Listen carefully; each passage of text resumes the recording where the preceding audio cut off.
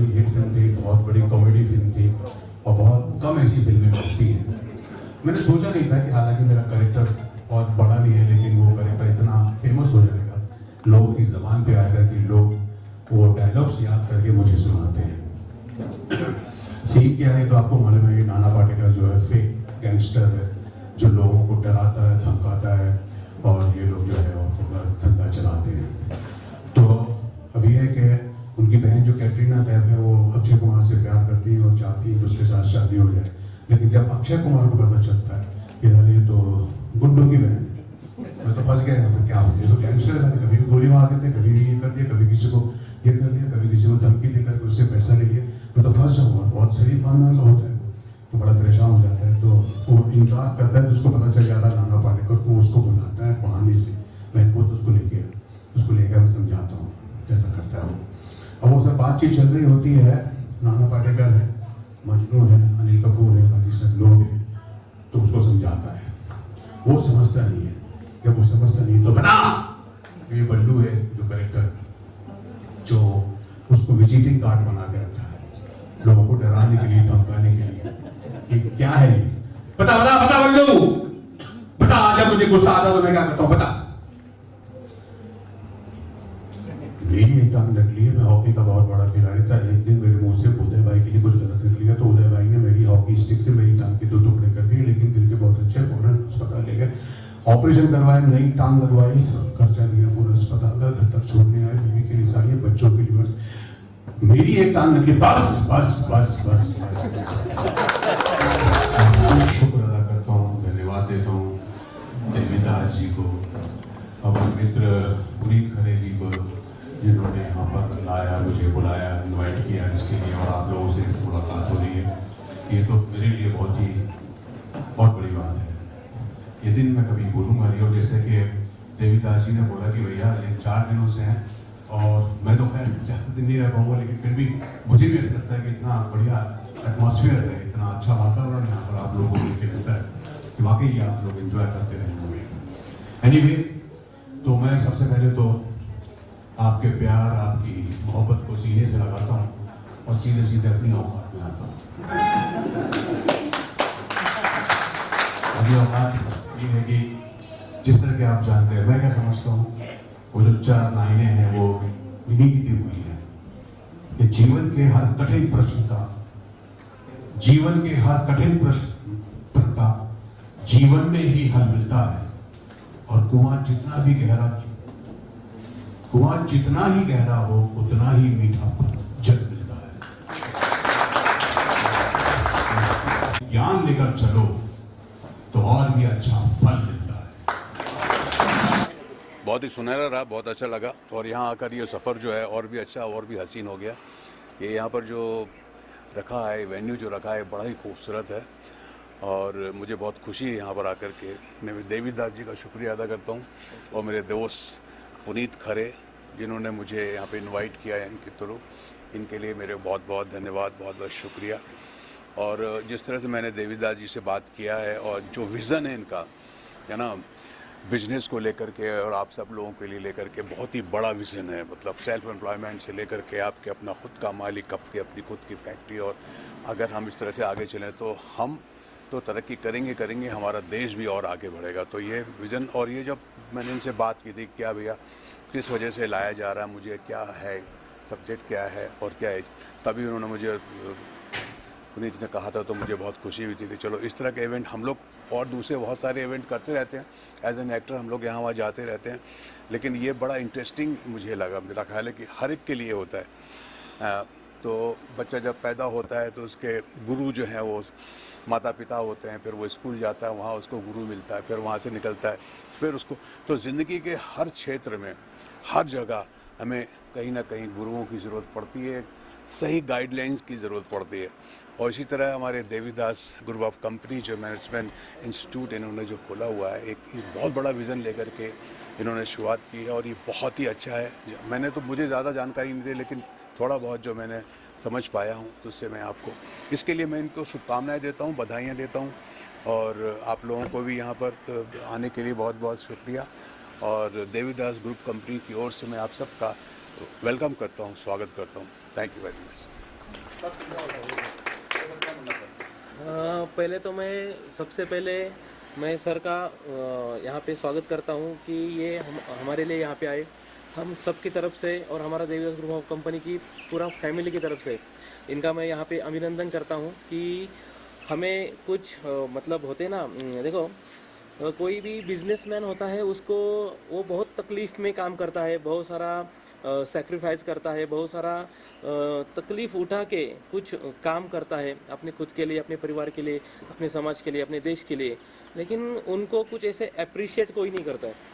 अपन मराठीमध्ये म्हणतो की शाबासकीची एक थाप, तर ऐसा कोई करता नहीं है। तो सर हमारा मान रखकर यहाँ पर आए और हम सभी लोगों को एक मोटिवेशन देने के लिए आए, मोटिवेट कर रहे हैं। और मोटिवेशन जो मिलेगा, मैं समझता हूँ कि सारे लोग एक नई उम्मीद के साथ वो एक नया मोटिवेशन लेके आगे बढ़ सकेंगे और अपने बिजनेस में तरक्की कर पाएंगे। तो फिर से एक बार सर का बहुत बहुत स्वागत है यहाँ पे और थैंक्स कहना चाहूँगा सर को हमारी कंपनी की ओर से।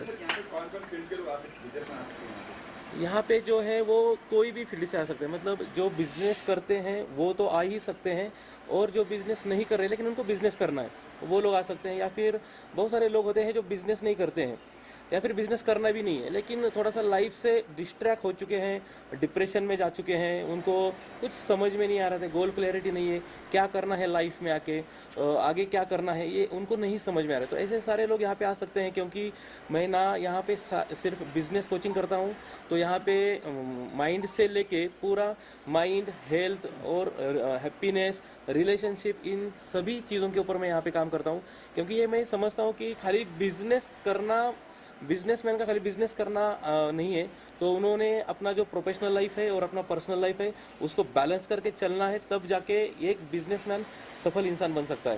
तो इसके लिए मैं यहाँ पे जो भी प्रोग्राम मैंने डिज़ाइन किया है वो health, wealth, relationship, happiness, peace of mind और बिजनेस का सक्सेस कैसे पाना है इसके ऊपर पूरी तरह से डिज़ाइन किया हुआ है। तो यहाँ पे कोई भी आके अटेंड कर सकता है। एक दिन का है, 4 दिन का है? एक्चुअली मेरा ये प्रोग्राम ज़्यादा दिन का है, 4 दिन में भी कवर नहीं कर पाता हूँ, तो 4 दिन में मैंने इसको सेट किया है क्योंकि यहाँ पे प्रोग्राम का स्टार्ट होता है 5 बजे सुबह और रात को 10-11 बजे तक प्रोग्राम चलता है। मतलब 6-7 दिन का टॉपिक हम लोग कैसे करके 4 दिन में ख़त्म करते हैं। तो 4 दिन का ये रेसिडेंशियल प्रोग्राम रहता है। मुश्ताक सर आए तो उनके हाथ से कुछ सम्मान किया जाएगा? यस, तो सर के हाथ से हम लोग सम्मान करने वाले हैं जो लोग एंटरप्रेन्योर जो है, जो अपने लाइफ को लेके सीरियस है, लाइफ में आगे बढ़ने के लिए सीरियस है, जो लाइफ में कुछ बड़ा करने के लिए, एक बड़ा मुकाम को हासिल करने के लिए सीरियस है, ऐसे लोगों का कुछ हम सम्मान करने वाले हैं। दूसरा भी मेरा आपसे सवाल है, जैसे देवीदास जी माइंड ट्रेनिंग है, पीस ऑफ माइंड और बाकी जो विल पावर, ये सारी चीज़ें बिजनेस में नेसेसरी होती है। सेम तरीके से एक्टिंग की फील्ड में भी एक एक्टर को सारी चीज़ें नेसेसरी होती है, विल पावर है, उसके साथ में मेंटली, क्योंकि बहुत सारे प्रेशर्स होते हैं। तो इससे उभरने के लिए अभी आपने भी कोई ट्रेनिंग या आपके भी कोई गुरु रहे तो आपसे अप्रिशिएट किया? डेफिनेटली जैसे मैंने कहा कि हर फील्ड में, हर क्षेत्र में आपको गुरुओं की ज़रूरत पड़ती है, हर जगह आपको गाइडलाइन की ज़रूरत पड़ती है। हम लोग की आपने देखा होगा, इंस्टीट्यूट देखा होगा पूना इंस्टीट्यूट में, हमारे इंडिया का इतना बड़ा मतलब पूना इंस्टीट्यूट है एक्टिंग के लिए, और दिल्ली में देखा होगा आपने NSD है, वहाँ पर एकेडमीज़ हैं, ये है वो है, और पर्सनल भी होते हैं। मेरी अपनी पर्सनल लाइफ में मेरे अपने गुरु थे जो सिंगल थे, मिस्टर सुरेश सरकार, जो अभी उनका देहांत हो गया, तो वो मुझे गाइड किया करते थे। इसलिए मैं तो कहता हूँ ना कि आप रॉ होते हैं, आप कर सकते हैं, आप में क्षमता होती है, तो लेकिन कोई आपको गाइड करने वाला बहुत ज़रूरी होता है। कि अब देखा होगा आपने, हम लोग मशवरा लेते हैं, यहाँ जाते हैं वहाँ जाते हैं, क्या करना चाहिए क्या नहीं करना चाहिए, तो वो बहुत ज़रूरी होता है एक गुरु का होना। मैं भी ठीक है, मैं एक्टर था, लेकिन मैंने यहाँ पे 6 महीने की मैंने अभी ट्रेनिंग ली है एकेडमी में, national academy of films and television Bombay में, वहाँ पे मैंने ली। उसके बाद मैंने थिएटर लिया, थिएटर में गुरु मेरे मिले। तो ये कहीं ना कहीं आपको सहारे की ज़रूरत होती है।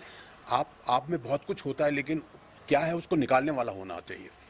तो आप करना चाहते हैं बहुत कुछ, जैसा कि देवीदास जी ने कहा, लेकिन आपकी समझ में नहीं आ रहा, आप कंफ्यूज हैं, आप में कॉन्फिडेंस नहीं है, तो वो कॉन्फिडेंस, वो सारी चीज़ें आपको यहाँ से मिलती है, गुरुओं से मिलती है, एकेडमीज से मिलती है, इंस्टीट्यूट से मिलती है। तो इसलिए बहुत ज़रूरी है आपकी लाइफ के लिए, आपको सही रास्ता दिखाने के लिए। तो हमारे साथ भी ऐसे हुआ, एक्टिंग में भी हमारे साथ ये हुआ, हमने एकेडमी किया, हमको गाइड किया गया। एक हमारे पास जब हम एक्टिंग करते हैं तो डायरेक्टर होता है, जो बताता है कि साहब मैं ये चाहता हूँ, ऐसा चाहता हूँ। वो एक्टर कर सकता है, लेकिन उसको मालूम नहीं होता कि मैं क्या करूँ। बट डायरेक्टर क्या बताएगा कि यार तुम ये करोगे तो ये सही हो जाएगा, ये तुम्हारी एक्टिंग सही हो जाएगी, ये सीन सही हो जाएगा। तो हमको भी एक डायरेक्टर की ज़रूरत होती है।